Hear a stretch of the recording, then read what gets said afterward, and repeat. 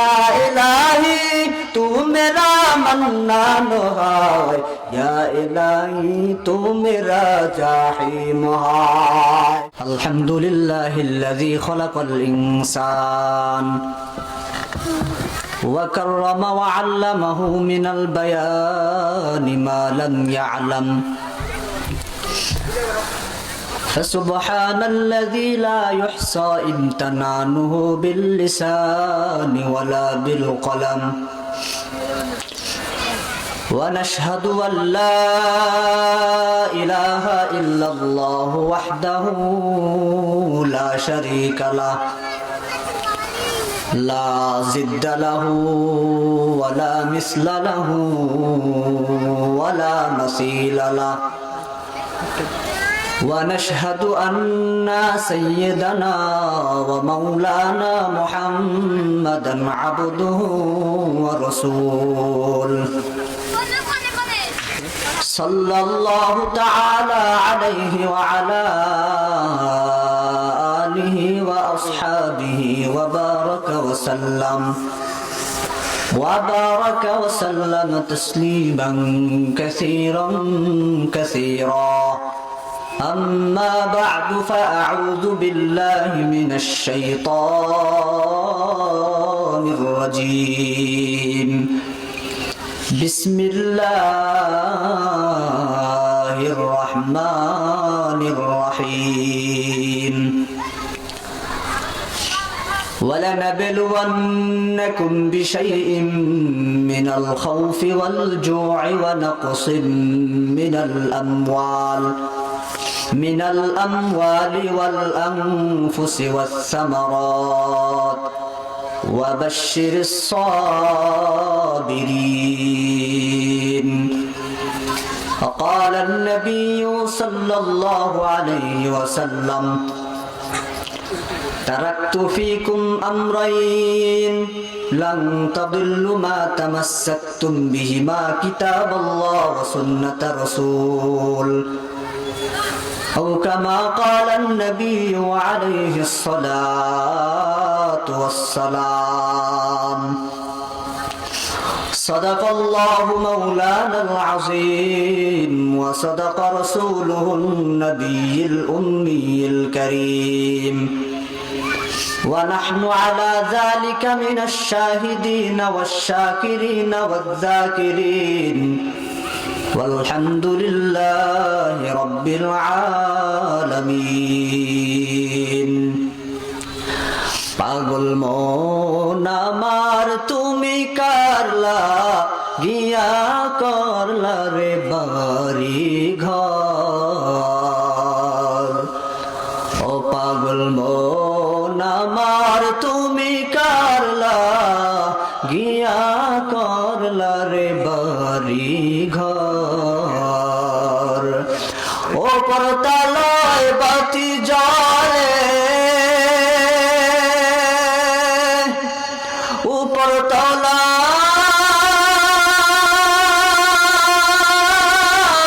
বাতি জলে নিস্তলাতে অন্ধকার তুমি কারলা গিয়া করলা রে বাড়ি ঘর। ভাটি বাড়ির মানুষ তুমি কারলা গিয়া করলা রে বাড়ি ঘর। আলহামদুলিল্লাহ, আল্লাহ রাব্বুল আলামিনের দরবারে শুকরিয়া আদায় করি যে মহান রব্বুল আলামিন আপনাকে আমাকে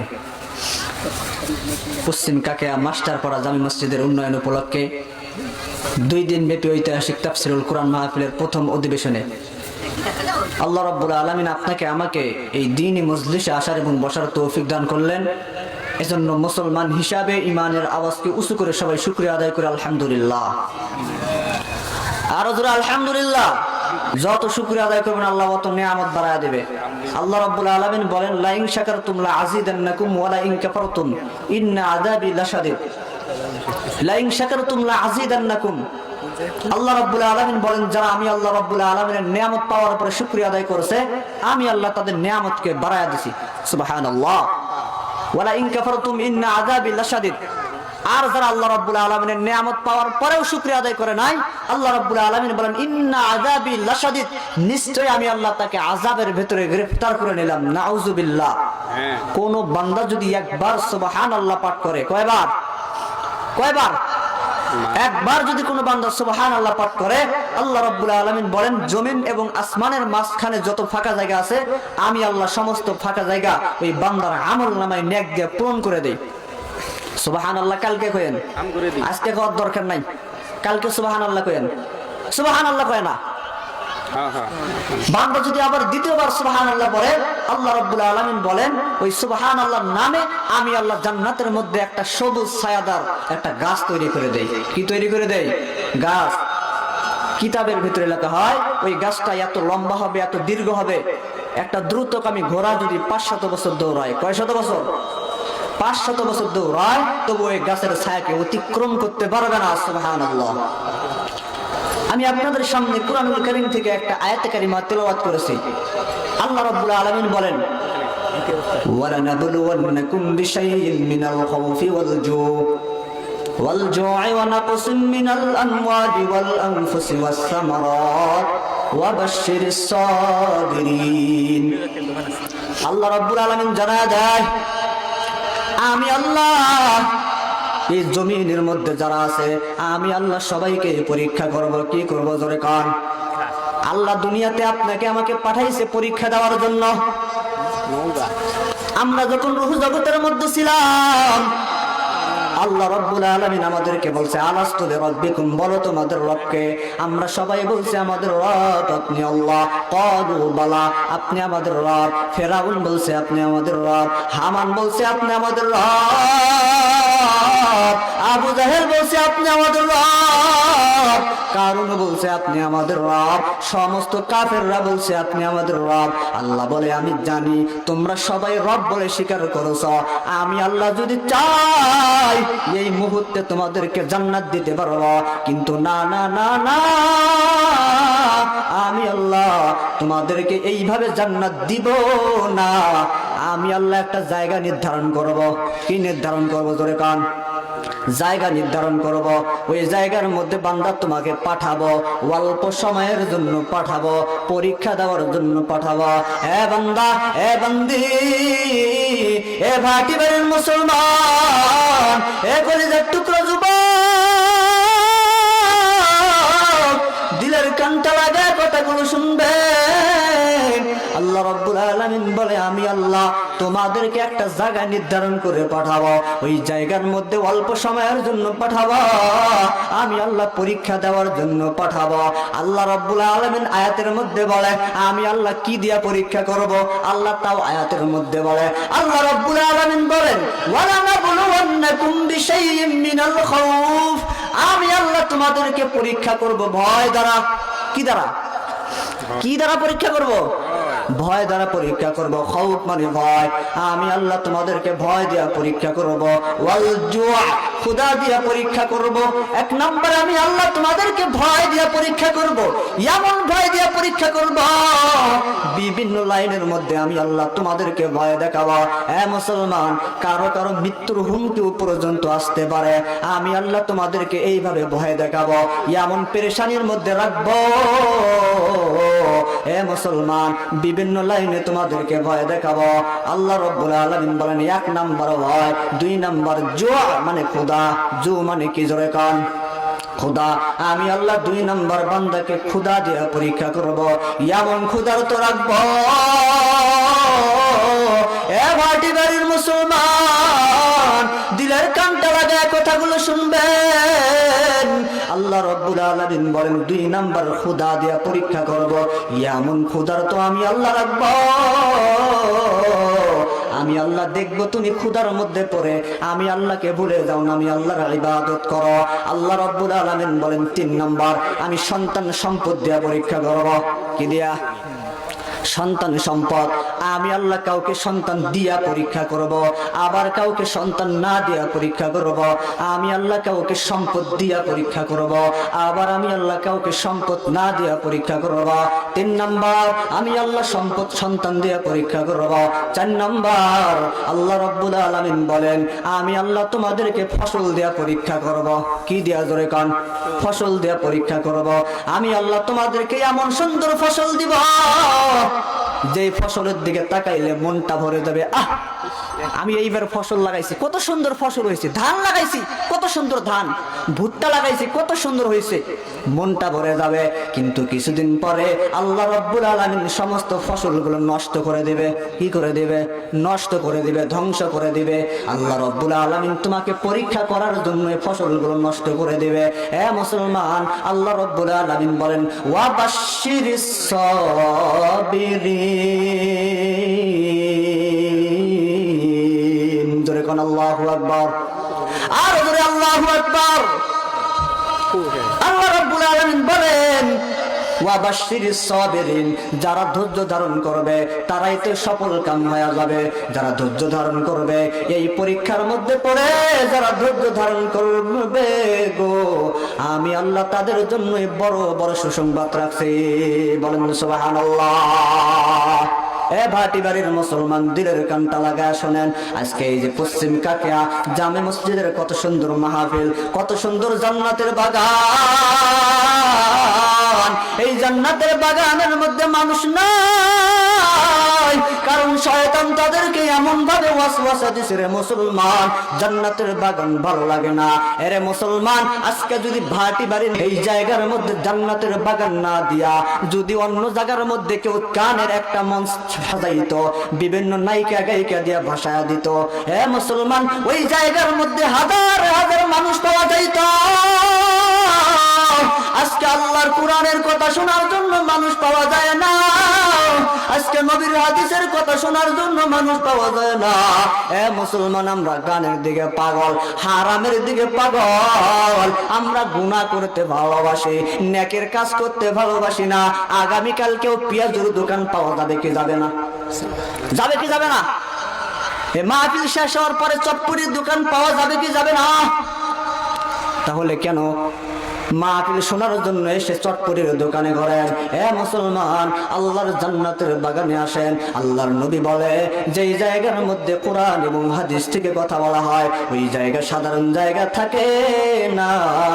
যদি ওই জায়গাটা একটা জমি ছিল, ক্ষেত ছিল, এখন এই জায়গাটা জমি নাই, এই জায়গাটা আল্লাহ রাব্বুল আলামিন জান্নাতের বাগান বানায় দিয়েছে। কি বানায় দিয়েছে? জোরে কান। জান্নাতের বাগান বানায়া দিছে। আল্লাহ রাব্বুল আলামিন বলেন এই জান্নাতের বাগানের মধ্যে যারা বসবে আমি আল্লাহ তাদের সামনের পিছনে সব গুনাহগুলো মাফ করে দেব। বলেন সুবহানাল্লাহ। বাড়ির মুসলমান, দিলের কানটা লাগায় শুনবেন। পদ্মার আম্মা জান, আজকে কোরআনের কথা ভালো লাগে না, হাদিসের কথা ভালো লাগে না। হারাম কাজের মধ্যে মানুষগুলো বেশি বেশি দৌড়ায়, হারামের দিকে মানুষ বেশি দৌড়ায়। আমি আপনাদের সামনে যে আলোচনা করতেছিলাম, আল্লাহ বলেন ওয়া বাশশিরিস সাবিরিন, যারা ধৈর্য ধারণ করবে আমি আল্লাহ তাদের জন্য বড় বড় সুসংবাদ জানায় দিছি। কথা কোন ঠিক কিনা? আল্লাহ রাব্বুল আলামিন কোরআনুল কারীমের মধ্যে বলেন ওয়াল আসর, সময়ের কসম। কিসের কসম? ইন্নাল ইনসানা লাফি খুসর, আমার প্রত্যেকটা বান্দাই ক্ষতিগ্রস্তর মধ্যে আছে। কিসের মধ্যে? আল্লাহ এক নম্বরে সময়ের কসম খাইছে, ওয়াল আসর, সময়ের কসম। ইন্নাল ইনসানা লাফি খুসর, আমার প্রত্যেকটা বান্দাই ক্ষতিগ্রস্তর মধ্যে আছে। কিন্তু 4 গুণওয়ালা মানুষ বাদ দিয়া, কয় গুণওয়ালা? 4 গুণওয়ালা। আল্লাহ রাব্বুল আলামিন তাদের কথা বলছে ইল্লাল্লাযিনা আমানু, যারা ঈমান আনবে, ওয়া আমিলুস সলিহাত, এবং আমলে সালেহ করবে, নেক আমল করবে। 1 নাম্বার যারা ঈমান আনবেন, কি জোরে কোন? ঈমান। 2 নাম্বার যারা নেক আমল করবে, ওয়া তাওয়াসাউ বিল হক্কি, হকের উপরে থাকবে, ওয়া তাওয়াসাউ বিস সবর, ধৈর্য ধারণ করবে। এই 4 গুণওয়ালা মানুষ ব্যতীত সবাই জাহান্নামী। এই 4 গুণওয়ালা মানুষ ব্যতীত সবাই ক্ষতিগ্রস্তর মধ্যে গ্রাস হয়ে যাবে। মুসলমান, আমরা এই 4 গুণের মধ্যে আছে কি নাই? আছি? আমরা এই 4 গুণের মধ্যে আছি না। গুনাহ করতে করতে করতে করতে পাহাড় পরিমাণ গুনাহ হয়ে গেছে, নিজের গুনার দিকে কোনো চিন্তা নাই, কবরের মধ্যে যাওয়া লাগবে সেই চিন্তাও নাই, শুধু গুনার কাজের মধ্যে ব্যস্ত হয়ে আছে, ঠিক কিনা? আল্লাহ রাব্বুল আলামিন বলেন, ইয়া আইয়ুহাল্লাযীনা আমানু কু আনফুসাকুম ওয়া আহলিকুম নারা, ইয়া আইয়ুহাল্লাযীনা আমানু, হে ঈমানদারগণ, কু আনফুসাকুম ওয়া আহলিকুম নারা, তুমি নিজে জাহান্নামের আগুন থেকে বাঁচাও, তোমার আহাল পরিবারকে জাহান্নামের আগুন থেকে বাঁচাও। আল্লাহ আমাকে বলছে, আপনাকে বলছে, তুমি নিজে জাহান্নামের আগুন থেকে বাঁচাও, ওয়া আহলিকুম নারা, তোমার আহাল পরিবারকে জাহান্নামের আগুন থেকে বাঁচাও। এ ভাটি বাড়ির মুসলমান, এরে যুবক ভাই, আজকে আমরা নিজে জাহান্নামের আগুন থেকে বাঁচার জন্য চেষ্টা করি না, নিজে জাহান্নামের আগুন থেকে বাঁচার চেষ্টা করি না, আমাদের সন্তানদেরকেও বাঁচানোর জন্য চেষ্টা করি না। এরে ভাটি বাড়ির মুসলমান, তুমি যে সন্তান দুনিয়ার মধ্যে জন্ম দিছো, তোমার সন্তানকে তুমি দুনিয়ার ভেতরে শাসন করো না, নামাজের কথা বলো না, তোমার মেয়েটা বেপরদায় চলে তুমি শাসন করো না, তোমার মেয়ে গায়রে মাহরম পুরুষের সাথে ফোনের মধ্যে কথা বলে তুমি শাসন করো না, তোমার মেয়ে পার্কের মধ্যে অন্য ছেলেদের সাথে কথা বলতে যায়, দেখা করতে যায়, তুমি বাবা শাসন করো না। আল্লাহর কসম, আল্লাহর কসম, কিয়ামতের ময়দানে তোমার ওই মেয়েটা তোমাকে জাহান্নামে নিয়ে যাওয়ার জন্যই যথেষ্ট, ওই মেয়ে তোমাকে জাহান্নামে নিয়ে যাবে। আল্লাহ রাব্বুল আলামিন যখন তাকে জাহান্নামের হুকুম করবে, ওই মেয়ে বলবে, আল্লাহ, আমার বাবা আমাকে কখনো পর্দার কথা বলে না, আমার বাবা আমাকে কখনো শাসন করে না, আমার বাবা আমাকে কখনো নামাজের কথা বলে না, ও আল্লাহ, আমি একে জাহান্নামে যাব না। যেই বাবা আমাকে দুনিয়ার মধ্যে জন্ম দিছে, ওই বাবাকে সামনে এনে দেন, ওই বাবাকে ছাড়া আমি জাহান্নামের মধ্যে যাব না। কোথায় পালাবেন? পালানোর মতো জায়গা আছে? হ্যাঁ, কথা কয় না, কিয়ামতের ময়দানে পালানোর মতো জায়গা আছে না। আজকে সন্তানের বাবা হইছো, কেমন সন্তানের বাবা হইবা? তোমার সন্তানকে ইলমে দ্বীন শিক্ষা করা। পয়গম্বর বলেন, ক্বালান নবী সাল্লাল্লাহু আলাইহি ওয়াসাল্লাম, তলাবুল ইলমি ফরিদাতুন আলা কুল্লি মুসলিম, দ্বীনি ইলম শিক্ষা করা প্রত্যেক মুসলমান নারীর উপর ফরজ। কথা কোন ঠিক কিনা? আপনার সন্তানকে ইলমে দ্বীন শিক্ষা করেন। ওই সন্তান, আপনি বাবা যখন মারা যাবেন, আপনার সন্তান জানাজা পড়াইতে পারবে কি পারবে না? আপনার সন্তানকে ডক্টর বানাইছেন, এমপি বানাইছেন, মন্ত্রী বানাইছেন, বড় বড় মিনিস্টার বানাইছেন, কোনো আফসোস নাই, আফসোস নাই। এরে ভাটি বাড়ির মুসলমান, আমি আপনাদেরকে একটাই নসিহত করব, আপনার সন্তানকে প্রথম অবস্থায় ইসলামী শিক্ষায় শিক্ষিত করেন। যদি আপনার সন্তানকে প্রথম অবস্থায় ইসলামী শিক্ষায় শিক্ষিত করতে পারেন, আল্লাহর কোরআন শিখাইতে পারেন, নবীর হাদিস পড়াইতে পারেন, আপনার ওই সন্তানটা কখনো মা বাবার সাথে খারাপ আচরণ করবে না। কথা কোন ঠিক কিনা? এরে মুসলমান, আল্লাহর নবী বলে, মা জান্নাতুকা ওয়া হুমা নার, মা বাবা তোমার জান্নাত, ওই মা বাবাই তোমার জাহান্নাম। মা বাবার সাথে যদি খারাপ ব্যবহার করো, আল্লাহর জান্নাতের ঘ্রাণ কখনো পাইবা না। মা বাবার সাথে ভালো ব্যবহার করো। কত সন্তান আছে মা বাবা নিজে না খায়া সন্তানকে খাওয়াইছে, কত মা বাবা আছে নিজে না খায়া সন্তানকে লালিত পালিত করে বড় বানাইছে, বড় চাকরিজীবী বানাইছে। এ মুসলমান, আমার জীবনে কত ঘটনা দেখলাম। এই কয়েকদিন আগে আমি একটা মাহফিলে যাইতেছি, ওই যে গোপালগঞ্জ মাহফিল। কোথায়? আল্লাহ রাব্বুল আলামিন আপনাদের দোয়ায় বাংলাদেশের বিভিন্ন প্রান্তে আমারে ঘোরায়। কিছুদিন আগে গোপালগঞ্জ মাহফিলের জন্য যাইতেছি, গাড়ির মধ্যে উঠব, এমন সময় একজন মুরব্বী আমার কাছে আসলো, সালাম জানাইলো। আমি সালামের জবাব দিলাম। দেওয়ার পরে মুরব্বীকে বললাম, চাচা আপনার বাড়ি কোথায়, ঘর কোথায়? মুরব্বী চোখের পানি ফেলা বলে, হুজুর আমার ঘর নাই, বাড়ি নাই। আমি বললাম, কেন? ওই মুরব্বী ডাক দিয়া বলে, হুজুর আমার দুইটা সন্তান, আমার সন্তানকে আমি বড় বানাইলাম, আমার সন্তানকে বড় চাকরিজীবী বানাইলাম।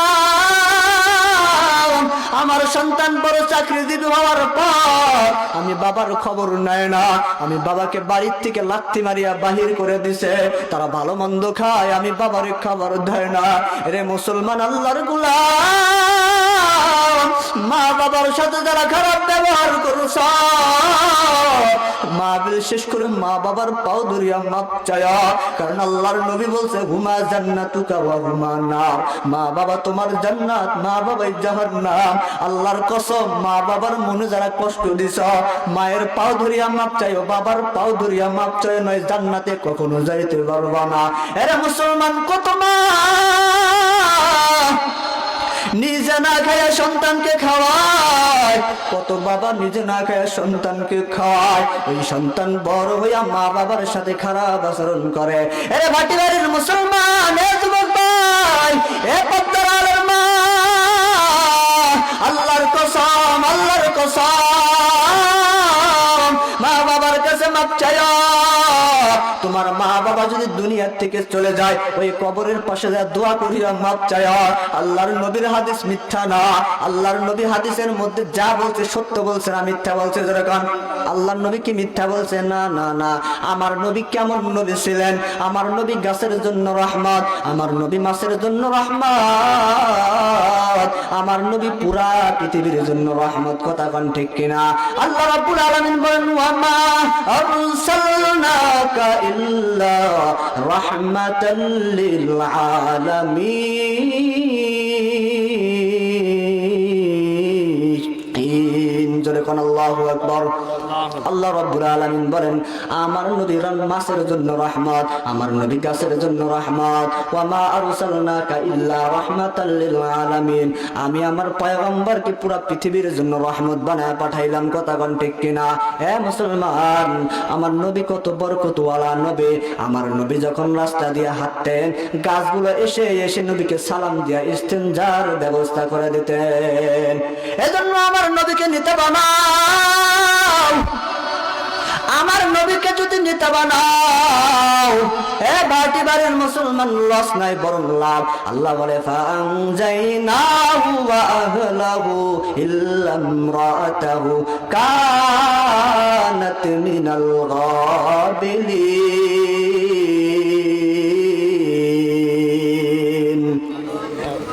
আল্লাহ রাব্বুল আলামিন বলেন দুনিয়াতে যার নেতা হবে ভালো, আমি আল্লাহ কিয়ামতের ময়দানে তার হিসাবটা সহজ করে দিব।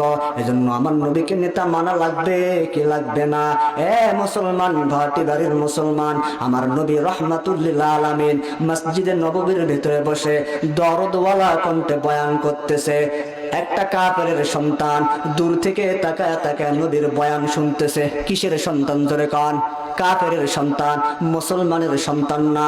আমার নবী তাকায় দেখে বেশ কিছুদিন যাবত ইহুদির সন্তান আসে না। আমার নবী যখন দরদওয়ালা কণ্ঠে বয়ান করতে, ওই ইহুদির সন্তানের একটা মহাব্বত হয়ে গেল।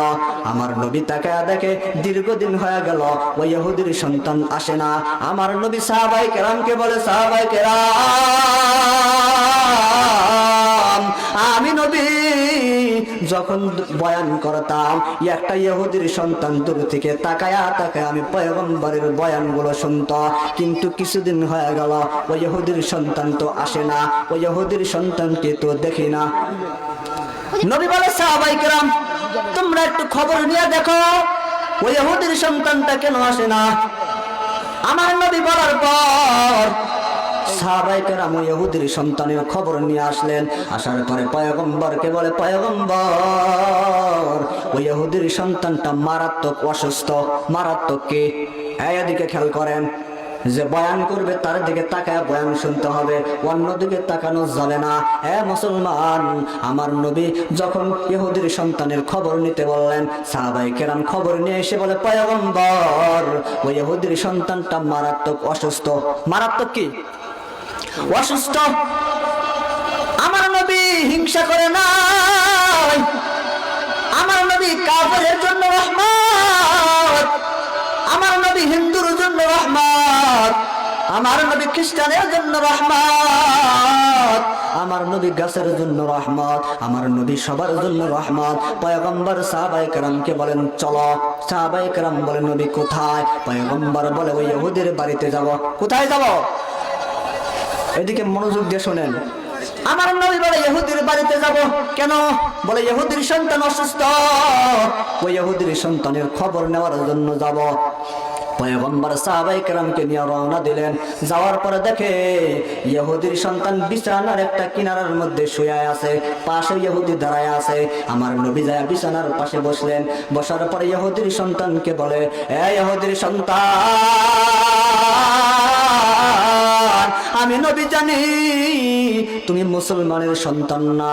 হে ইহুদির সন্তান, তুমি আমার বয়ান শুনতা, আমি নবী তোমাকে বড় মহাব্বত করে ফেলছি। আমি জানি তুমি দুনিয়াতে বেশিক্ষণ থাকবা না, কারণ তুমি একটা কঠিন রোগের মধ্যে আক্রান্ত হয়ে গেছো। আমার নবী ইহুদির সন্তানকে বলে, হে ইহুদির সন্তান, আমার নবী কলবের ডাক্তার। ওই ইহুদির সন্তানকে দেখে নবী বুঝতে পারছেন যে ইহুদির সন্তান বেশিক্ষণ থাকবে না।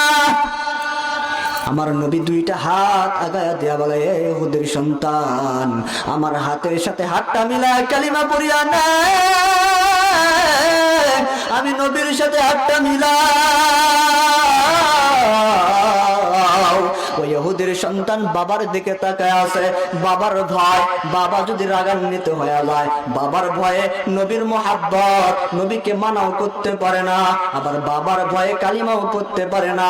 এইভাবে বেশ কিছুক্ষণ পরে আমার ইহুদির সন্তানটা তার সন্তানকে ডাক দিয়া বলে, ওই ইহুদিটা তার সন্তানকে ডাক দিয়া বলে, আরে বাবা, কোনো ভয় নাই, ভয় নাই, আমি বাবা তোমারে কিছু বলবো না, তুমি পয়গম্বরের হাতে হাতটা মিলে কালিমা পড়ে নাও। ওই ইহুদির সন্তানটা দেরি করে নাই, আমার মায়ার নবীর হাতের সাথে হাতটা মিলায়া ওই ইহুদির সন্তান সাথে সাথে কালিমা পড়ে নিছে, লা ইলাহা ইল্লাল্লাহু মুহাম্মাদুর রাসূলুল্লাহ। সবাই বলেন সাল্লাল্লাহু আলাইহি ওয়াসাল্লাম। हकीकत से तो दुनिया बेखबर है, दुनिया की नुमाइश पर नजर है। नुमी गुयम के आज दुनिया जुदा बाश, बहर कारे के बाशी बा खुदा बाश। सिस्ते दुनिया از خدا غافل بودم، نئی کو معشوق نکرہ پر جند و جان، یا الہی تو میرا معبود ہے، یا الہی تو میرا معشوق ہے، یا الہی تو میرا ستار ہے، یا الہی تو میرا غفار ہے، یا الہی تو میرا منان ہے، یا الہی تو میرا জাহিম ہے।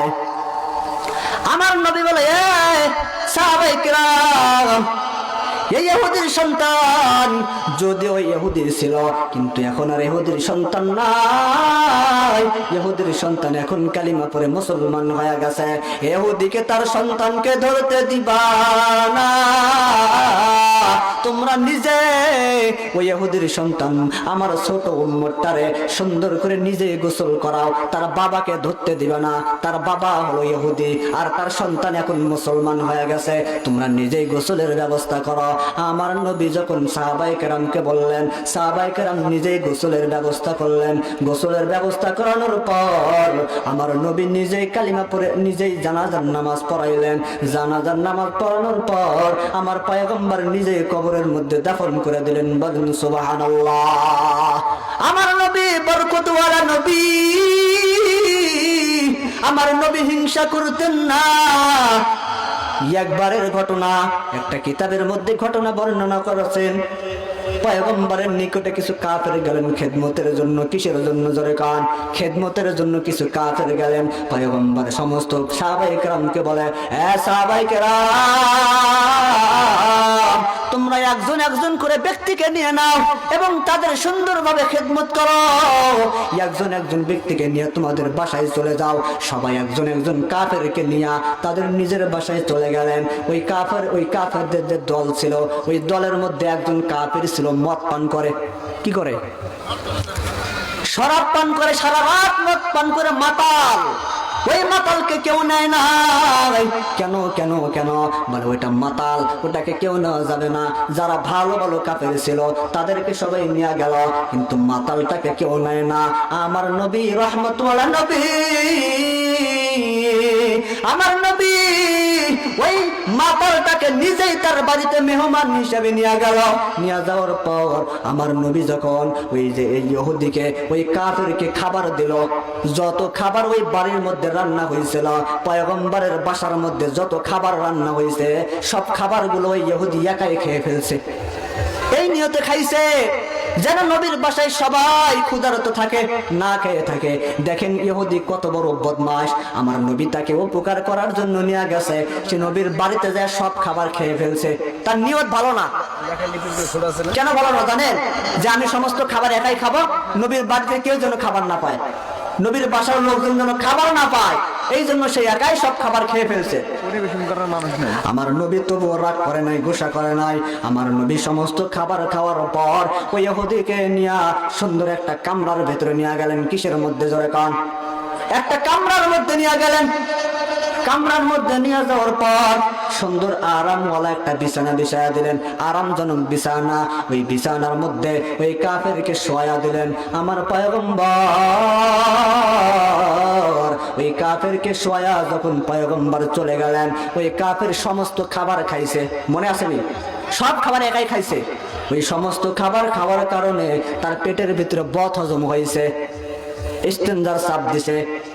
ওই কাফের সমস্ত হাজত পয়গম্বরের বিছানার মধ্যে করেছে, পয়গম্বরের বিছানার মধ্যে পায়খানা প্রসাব করে বিছানা নষ্ট করে ফেলছে।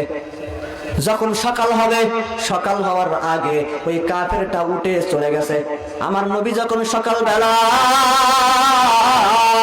ওই কাফের খবর নেওয়ার জন্য পয়গম্বর যখন চলে গেলেন, যাওয়ার পরে দেখে ওই ঘরের মধ্যে কাফের নাই, কাফের সমস্ত বিছানা পায়খানা প্রসাব করে নষ্ট করে দিয়েছে। আমার নবী রাগান্বিত হন নাই, আমার নবী নিজের হাত মুবারক দ্বারা ওই নষ্ট হওয়া বিছানাগুলো হাত দিয়ে ধোয়ার জন্য নিয়ে গেছেন। এই সময়ের ভিতরে সাহাবায়ে কেরাম আগমন করলেন। সাহাবায়ে কেরাম যখন এই অবস্থা দেখলেন, সাহাবায়ে কেরাম রাগান্বিত হয়ে গেল। বলে, এ কাফের, তোর কত বড় সাহস, তোর কত বড় সাহস, আমার নবীর বিছানা খারাপ করে দিছস। তোরে যদি পাইতাম গর্দান থেকে কাল্লা, শরীর থেকে কাল্লাটা আলাদা করে দিতাম। পয়গম্বর বলে, এ সাহাবায়ে কেরাম রাগান্বিত হইও না, রাগান্বিত হইও না। ওই কাফেরের একটা তলোয়ার ছিল। কি ছিল? মুরব্বীরা কথা বলতে হবে, আলোচনা শুনতে গেলে কথা না বললে মজা লাগে না। আমার মনে হয় আমি কবরস্থানকে আলোচনা করতেছি, যদি আপনারা কথা না বলেন এরকম মনে হবে। ওই কাফেরের একটা তলোয়ার ছিল। কি ছিল? একটা ধারালো তলোয়ার ছিল। ওই তলোয়ারটা ওই কাফের কামরার ভিতরে রেখে চলে গেছে, নেওয়ার জন্য আর মনে নাই।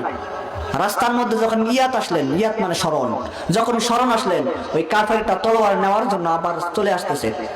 যখন আসলেন, আসার পরে দেখে পয়গম্বর তিনি যে বিছানা খারাপ করে দিয়েছেন, পয়গম্বর সমস্ত বিছানা ধোয়ার জন্য বসে গেছে এবং সাহাবায়ে কেরামদেরকে রাগান্বিত হইতেছে। সাহাবায়ে কেরাম রাগান্বিত হইতেছে। আমার নবী বলে, খবরদার রাগান্বিত হওয়া যাবে না। আমার নবী সবাইকে ঠান্ডা হওয়ার জন্য বলতেছে, এ মুসলমান কলিজার টুকরা যুবক ভাই, আপনি আমি কেমন নবীর উম্মত, যেই নবী আমাদের জন্য এত কষ্ট করেছে, তাইদের ময়দানে রক্ত ঝরাইছে। আজকে ওই নবীর সুন্নতকে আমাদের মানতে মনে চায় না। আমাদেরকে এমন এমন মানুষ মোহাব্বত করে, মোসো নাই, দাড়িও নাই, মুসলমান না হিন্দু দেখলে বোঝা যায় না। এখন ভাটি বাড়ির মানুষ, আপনাদের কাছে আমার প্রশ্ন, ওই ব্যক্তির মোসো নাই, দাড়ি নাই, হিন্দু না মুসলমান চেনা যায় না। এখন ওই ব্যক্তি যদি ঢাকা শহরের মধ্যে যায় মারা যায়, তাহলে ওই ব্যক্তিকে চিনবো কিভাবে? ল্যাংটা করা ছাড়া কোনো উপায় নাই। কথা কোন ঠিক কিনা? এজন্য আমার পয়গম্বরের সুন্নত তোমার মুখের মধ্যে রাখো, পয়গম্বরের সুন্নতির দাড়ি তোমার মুখের মধ্যে রাখো। কিয়ামতের ময়দানে আমার নবী তোমাকে দাড়ির বিনিময় সুপারিশ করবে। ঠিক কিনা? জোরে কান। ইমামুল আউয়ালিন আল আখিরিন, বহরে সাদকা রাহমাতাল লিল আলামিন, সুদাজুদাস রহমান। এখন নবীকে চিনলা না? যদি নবীকে চিন্তা, পয়গম্বরের সুন্নাত সুন্নতের খেলাফ কখনো করতে না, তুমি পয়গম্বরের সুন্নত মানো।